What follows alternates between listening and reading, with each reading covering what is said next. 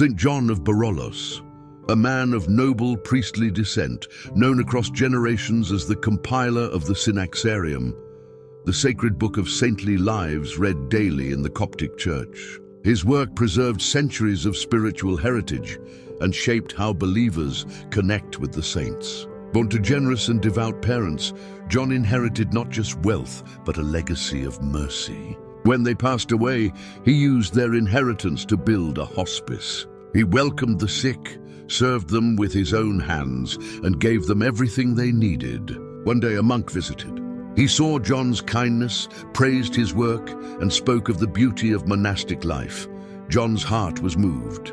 After the monk left, he gave away all he had to the poor and journeyed to the desert of Scetis. There he became a monk under Saint Daniel, known for his deep worship and ascetic devotion. John later chose solitude.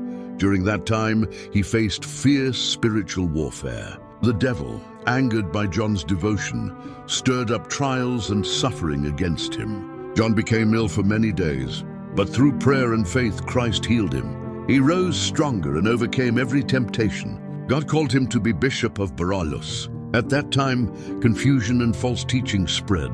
John responded with wisdom and compassion, bringing many back to the true faith. He exposed misleading claims from those who pretended to receive divine visions. Through prayer and discernment, he protected the faithful from deception. During the Divine Liturgy, John's face and body would glow with warmth as if touched by heaven. Tears streamed down his cheeks as he beheld the spiritual beauty of the altar.